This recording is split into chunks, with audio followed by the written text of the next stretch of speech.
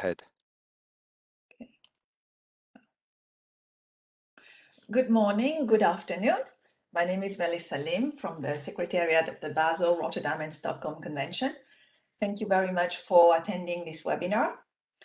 Today we'll be telling you about the call for proposal for pilot projects under the Basel Convention Plastic Waste Partnership. So I'll briefly be telling you about the Plastic Waste Partnership and its work, and then spend the rest of the time outlining the submission process for pilot project proposals and briefly what happens for the selection and evaluation of projects. And then, of course, there will be the opportunity for you to ask questions.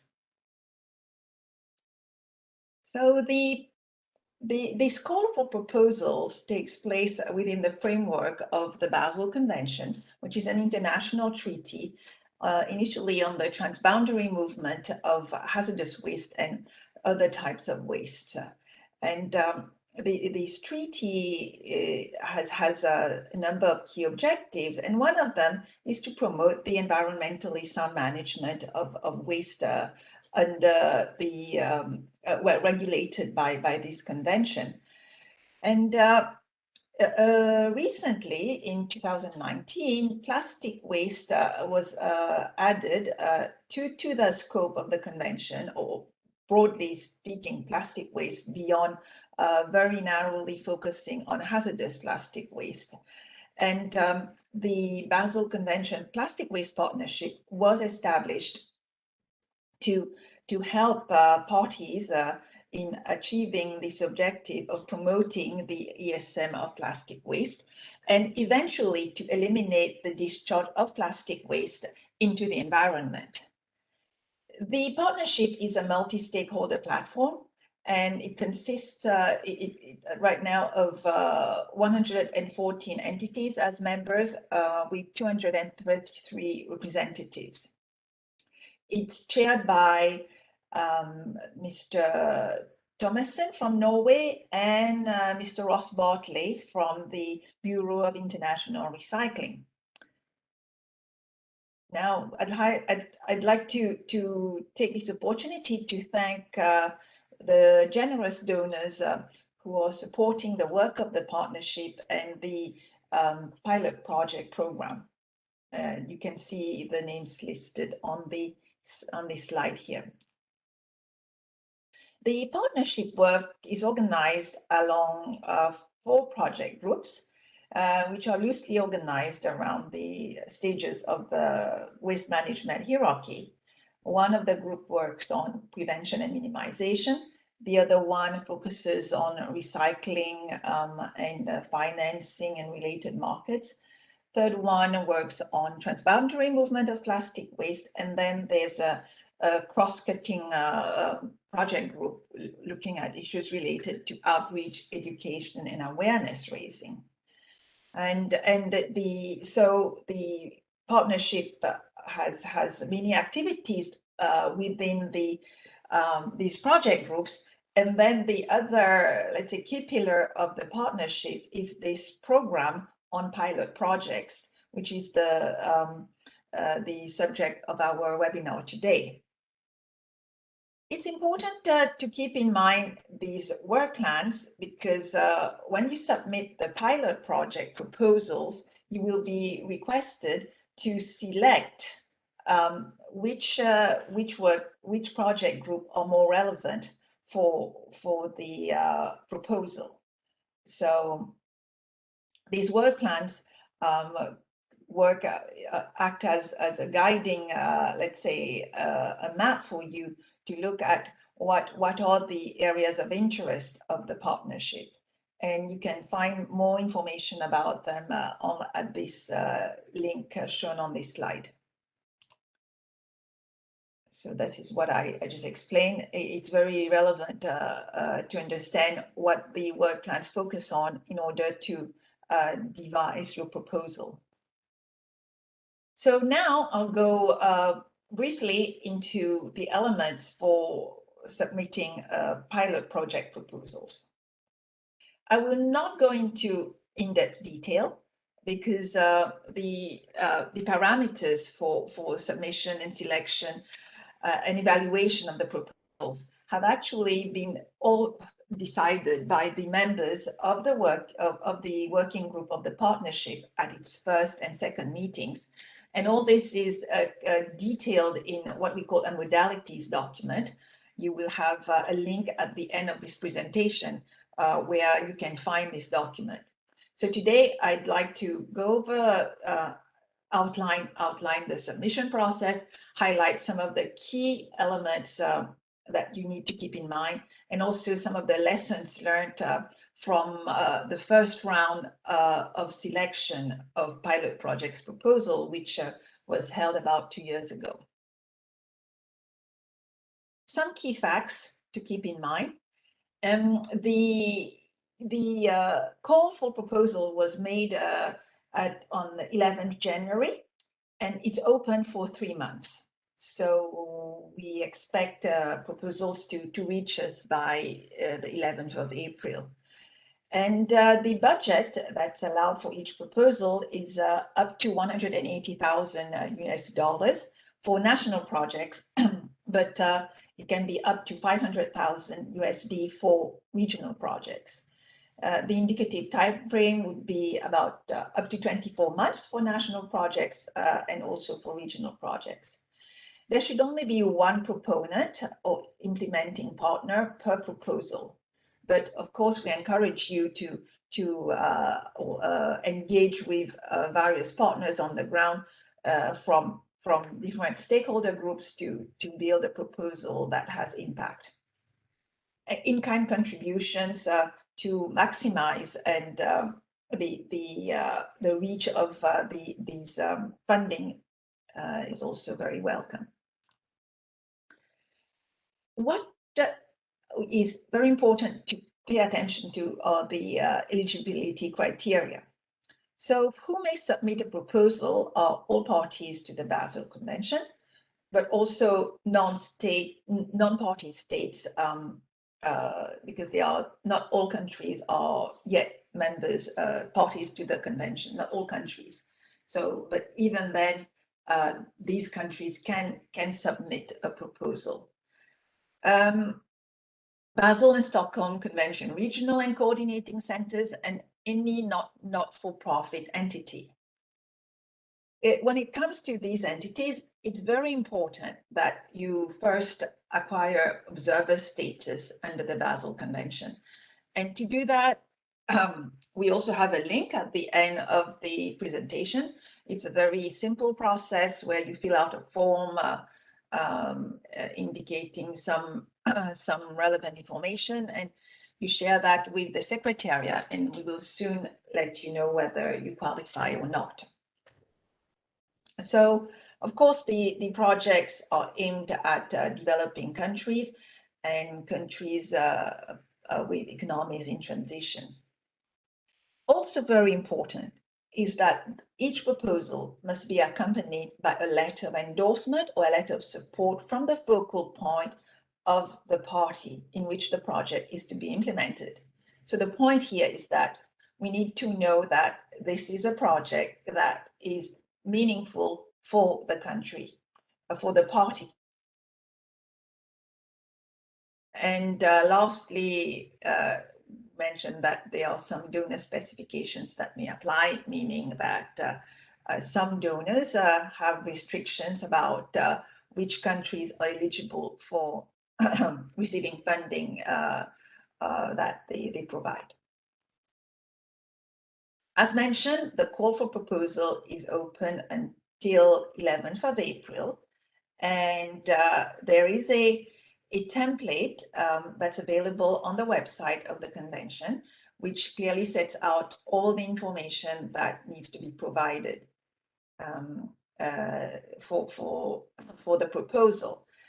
And you should send this template filled out, as well as all the relevant eligibility information namely, as I mentioned, the letter of endorsement, and make sure that within the template, if you are not for-profit entity, you fill out the due diligence information and all the required fields.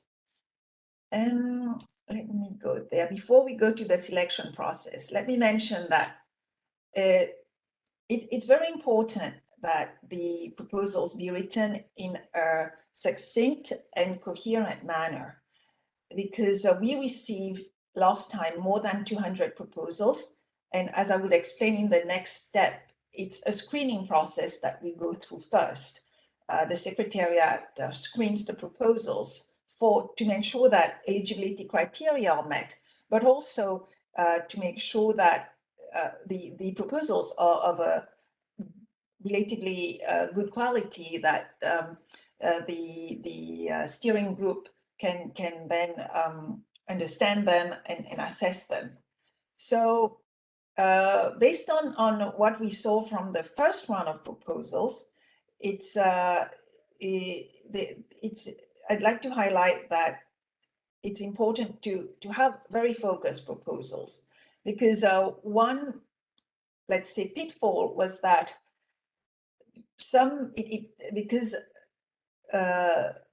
proponents are asked to select the project groups that are relevant for their proposals, there is the impression maybe that the activities should be on all 4 project groups.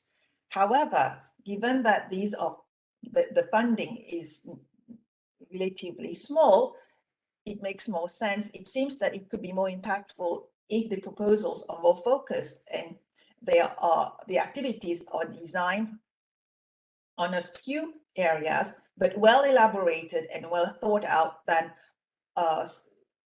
many activities where the funding would be scattered. So this is very important to think about. And as you will see when you look at the project template, there are some in the modalities document, which outlines how the selection will be assessed. There are a number of criteria which are scored in the screening and selection process, and you will note that these elements I've just outlined, that is, the quality of the proposal, are given high importance.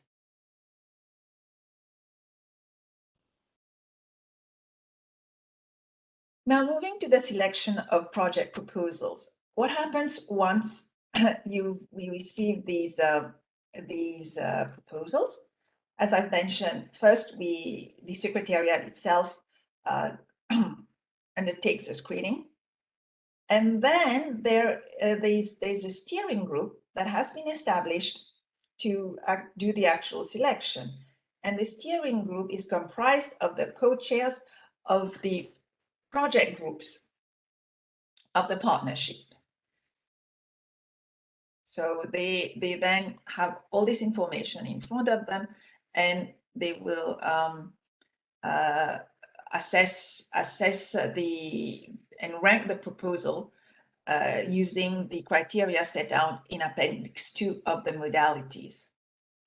The steering group also consults the project groups on the ranking and the prioritization before allocating the financial resources to the selected project proposals. Eventually, a list of proposals, of selected proposals that have been funded will be shared with the proponents. And we also foresee, for those that are not, for which we don't have funding yet, we would make that available on the website of the convention, and so that other donors who might be interested could then contact us for funding. And briefly, in terms of implementation, once we have informed the pilot projects, the selected proponents.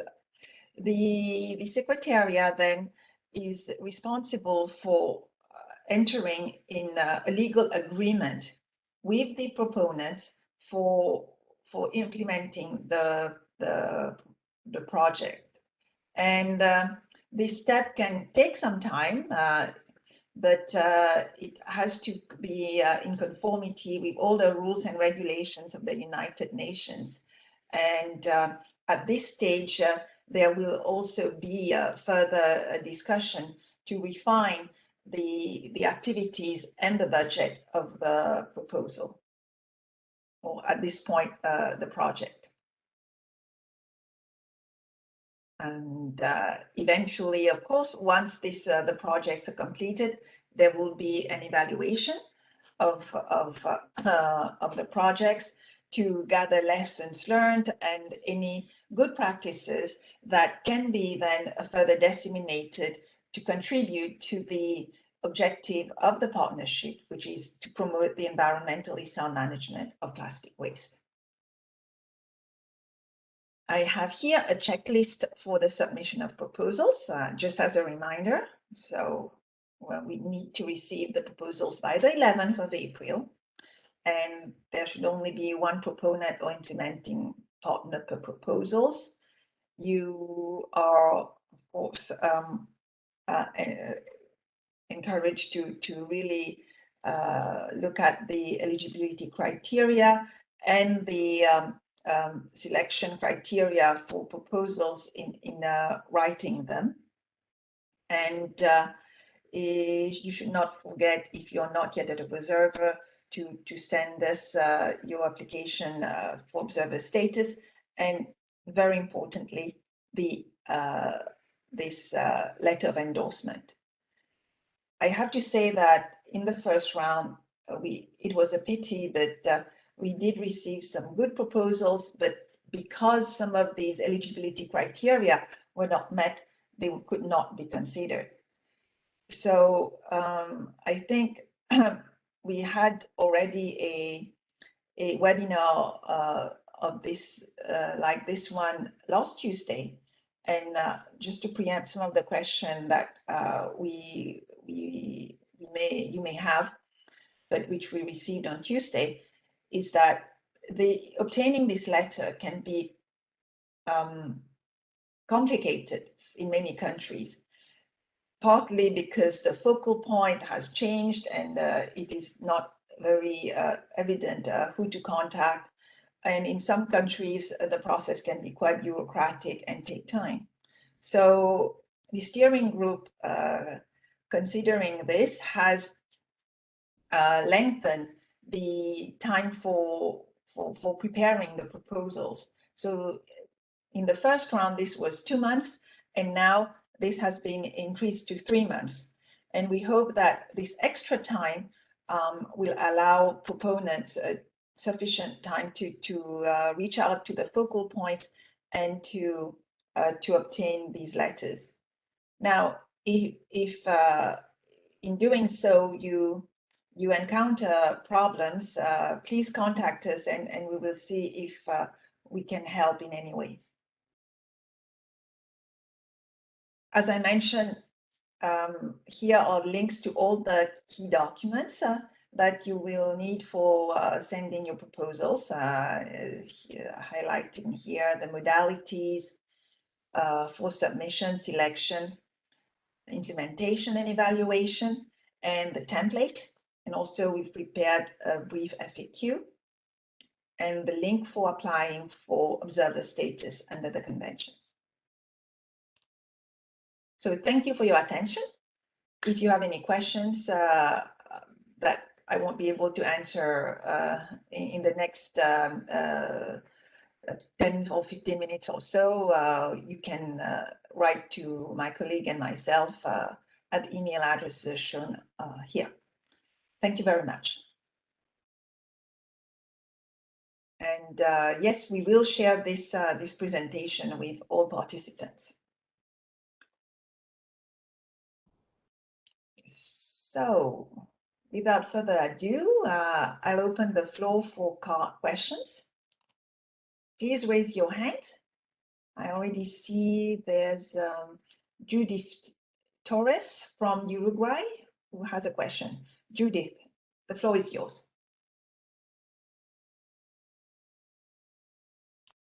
Thank you for your presentation. I wanted to know about the eligibility criteria that you have expressed before.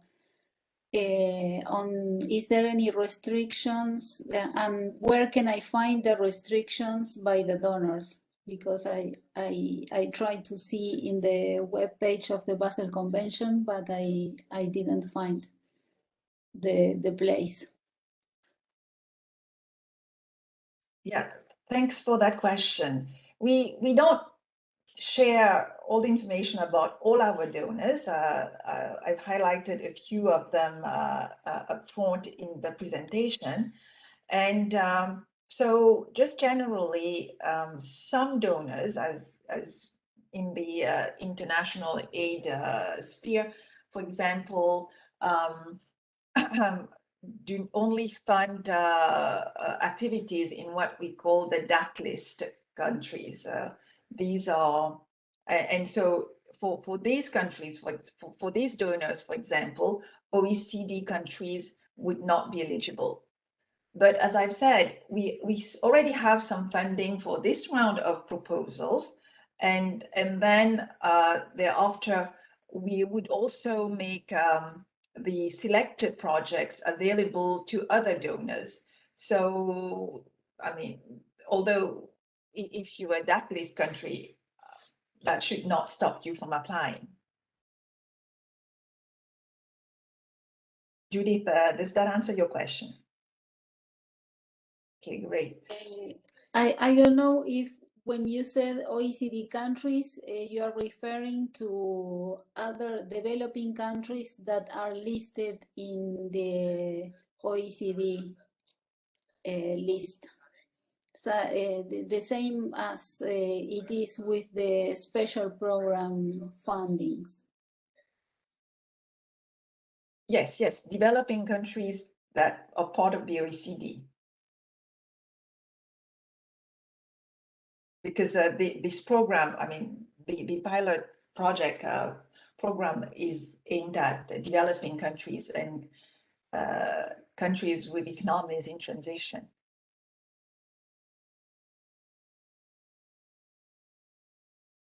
Okay. Okay, thank you. I see a hand from Sangai.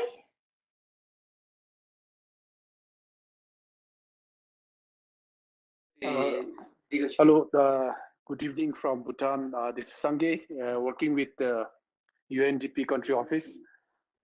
Thank you to the Basel Secretariat and also for the excellent presentation and also explaining us on the due process that we need to follow.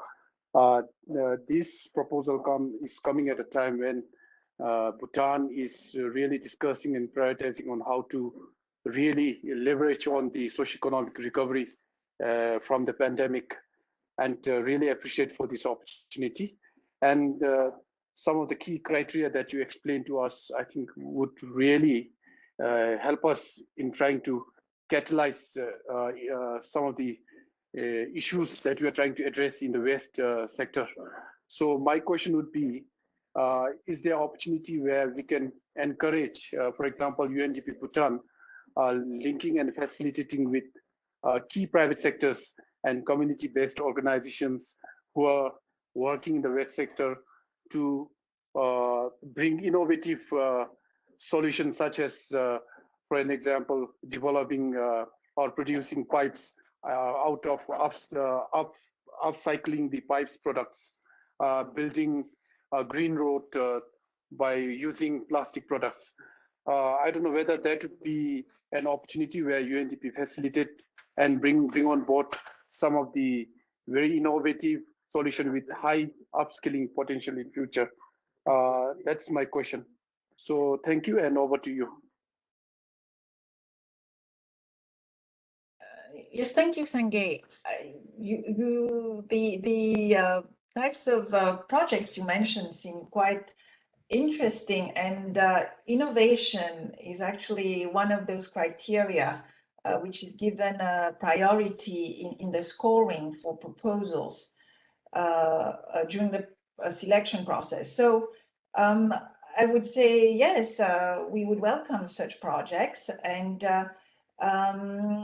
also the type of projects that build partnership with a broad range of stakeholders are also quite interesting, because as we all know, the plastic waste issue is quite complex, and it's very difficult to use a single approach to solve it.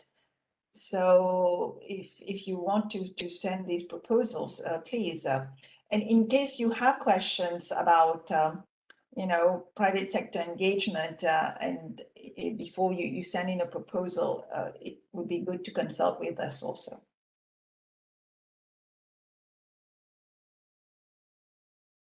Sanjay, does that answer your question? Yes, Melissa, thank you so much. I appreciate for that. I now see Shanna Brown. Hi, good morning from Washington, D.C., and thank you again for the wonderful presentation. I was wondering if there were any limitations on the budget in terms of what can be included in the budget, like staff costs or organizational overhead costs and those kinds of things, and if there are guidelines around how the budget should break down between the proponent and implementer, if they are different, and any partners on the project. Yes, so if you look at the template, there is a table that explains the different classes that are eligible for funding, I mean, budget classes. So I won't be able to go into full details there. I'd encourage you to look at this table. And then if you have any more detailed questions, you can send us an email. I'll just say generally that procurement is something you have to pay attention to, and it cannot exceed 15%, if I recall correctly. But having said that, you also have to be careful that how you break down your costs, because sometimes there are costs that appear not to be procurement really, but would be considered as such. So please take a look at that table and the budget clauses, and then if you have any detailed question, you can send them to us. Great, thank you very much. I appreciate your answer. Marko Radovic. Yes. Hello, thank you for your great presentation. Briefly explained everything about this call for proposals. I just wanted to ask you, as a representative of Environmental Protection Agency of Montenegro, whether we are eligible to apply for the proposal, to apply for this call, because we are within the agency, we have a focal point. So do we need to ask the letter of consent from our focal point, who is an employee of the agency, or in terms of if we are the proponent and implementing partner at the same time? That was one question, if we are eligible in that sense. And the second question is it interfering with your procedures if we ask whether some project is innovative enough for this partnership, for plastic waste partnership, in terms that it has the satisfying level of quality?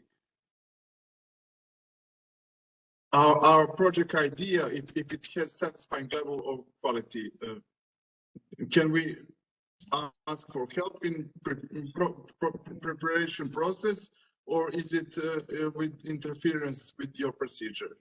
Thank you. So to the first question, if I understand correctly, is if the your agency is itself the focal point, whether you need the letter. I would say then, well, this is almost a formality. It shouldn't be so difficult for you to send that letter, right? Um, yeah, I think if you could just for the formality of it, provide the letter, then endorsed by your director, for example, which is the designated focal point for the Basel Convention. The second question, if I understand correctly, is whether we can give you, before you submit the proposal, some indication about the whether the activities would meet some of the criteria. Well, I think the partnership members, what they try to do is to provide some examples of the type of proposals that could fit within the project groups. But and then of course you can look at the broad categories of the work plans of the project groups themselves. But beyond that, as you mentioned, it might be difficult for us to be impartial, to give you an indication of what would be a good proposal, a good idea or not. That is left to the steering group to decide. So they will only do that after they have seen all the proposals in front of them. Thank you very much for your explanation. Just shortly, we can find those proposals, successful proposals, I suppose, on some link on your website or not. To have just an example, in previous call, what were successful proposals? Mm-hmm. Yes, that's a good question. As an orienteer for what are quality projects in this field. Yeah, I'm not sure we have that on our website, but I'll look into, yeah, we have made this public, just maybe not on the pilot project website. But let me just say something, which is, you know, we are learning from this process, right? So even after the first call for proposals, the steering group went through a lessons learned process and looked at what they could do better and the next time round. So what you see from that were successful from the first one will not necessarily be the types of projects that are selected or preferred for the second round.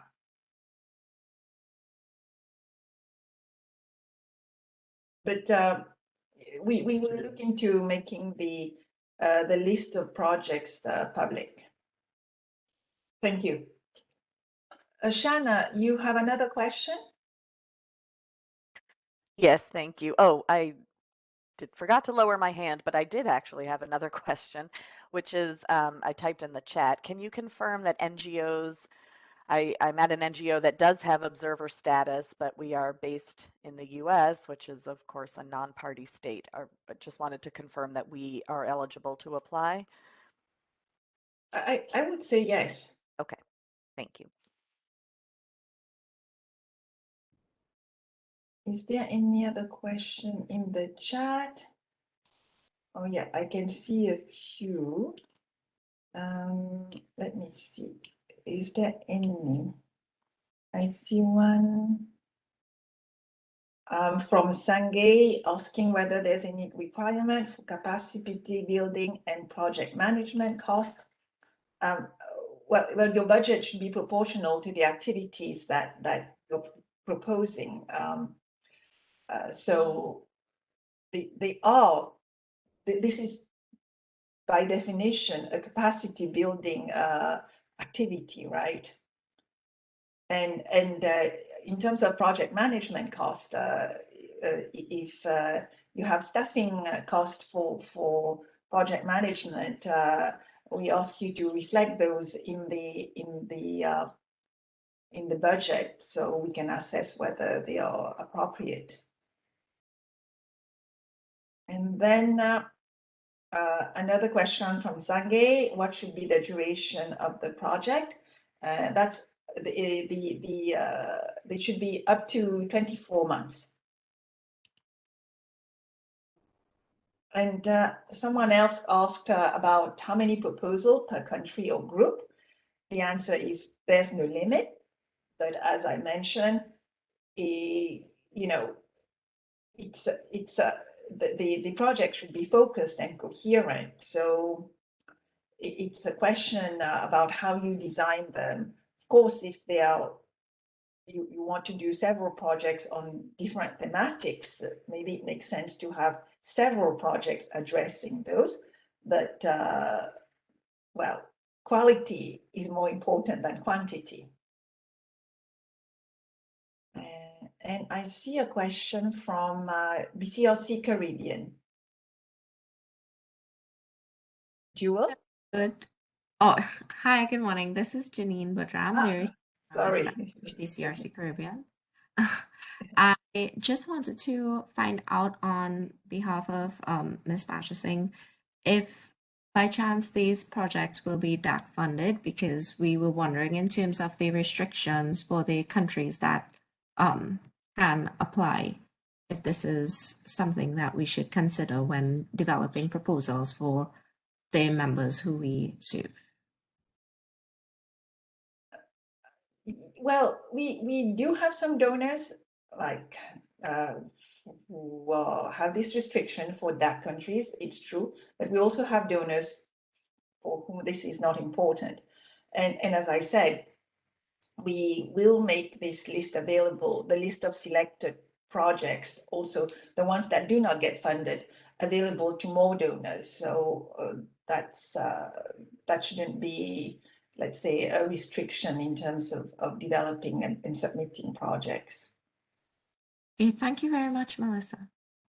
Mm-hmm. And yes, are there any other questions?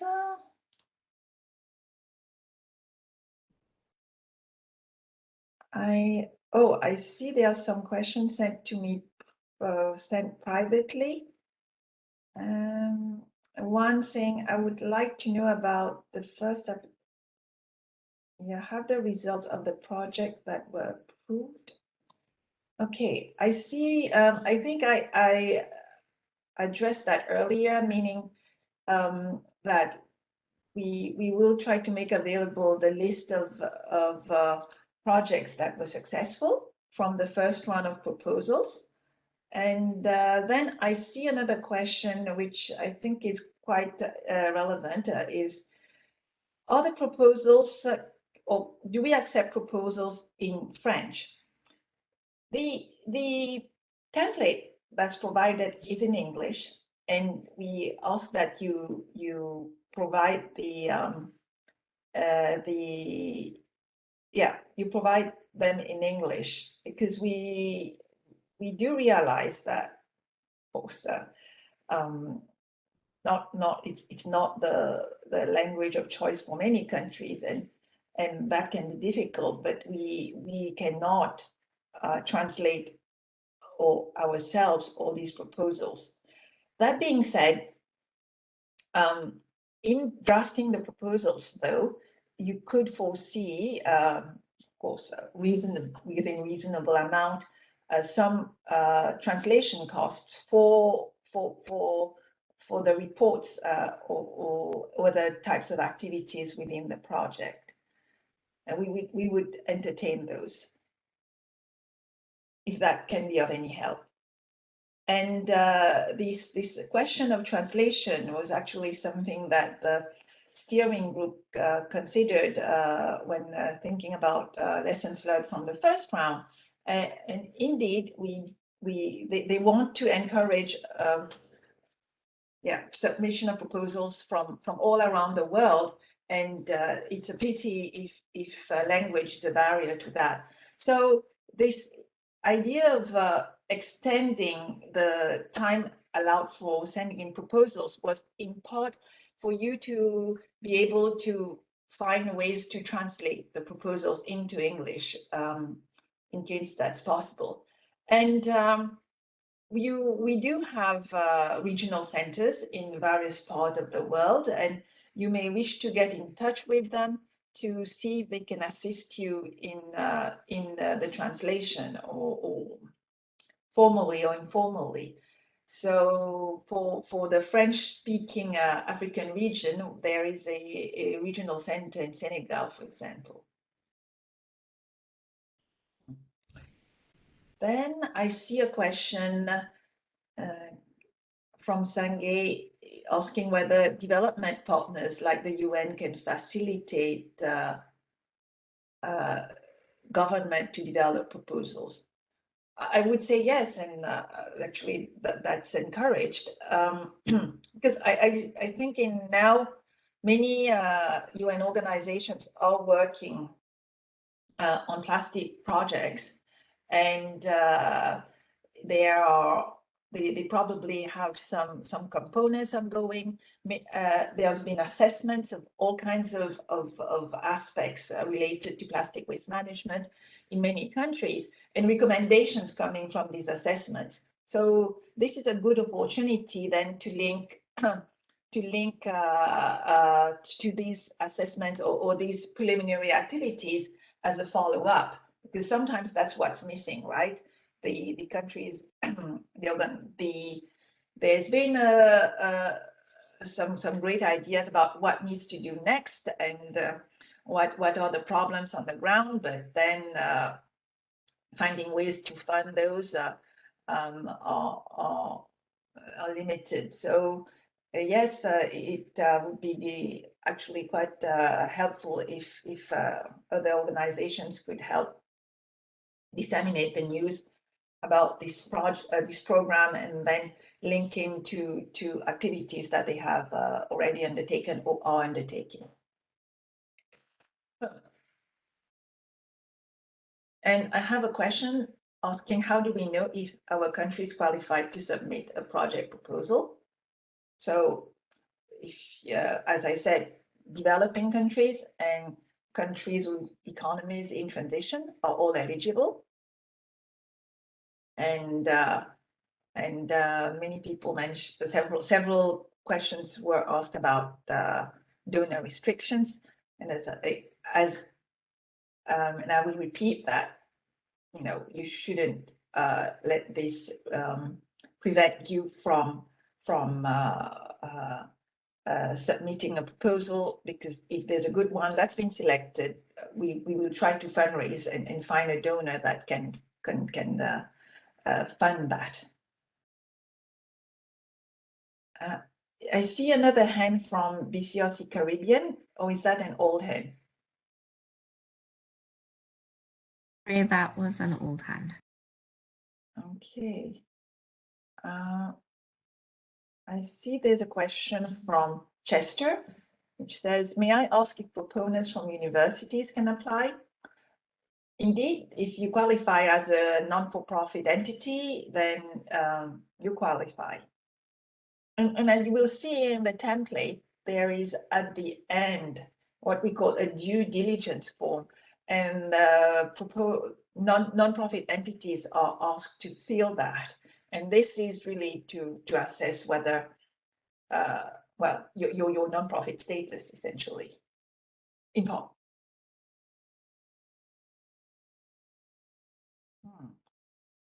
Are there any other questions?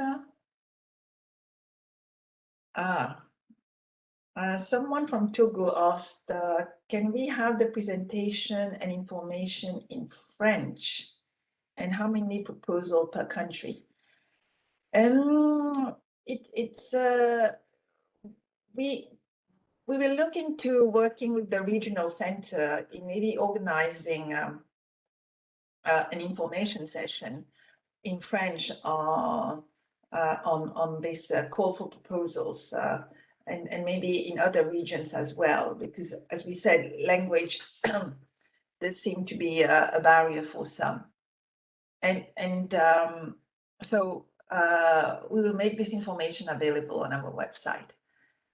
Now, in terms of how many proposals per country, again, there's no limit, but quality is more important than quantity.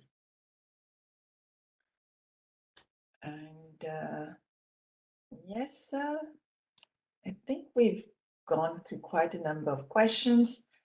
Anything else? Please, I'm here to answer, and either in the chat or you can take the floor.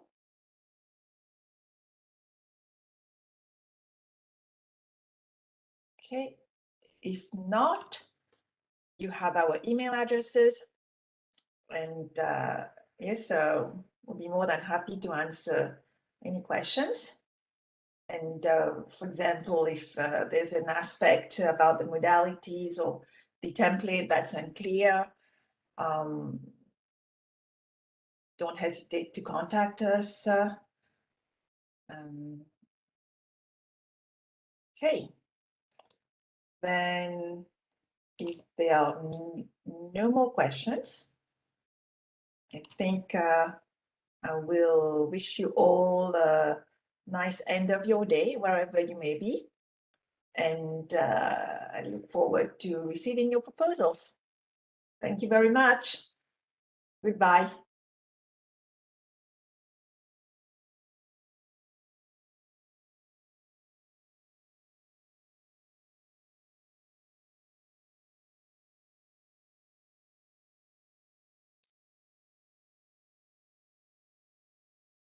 Dan, I'll close the session.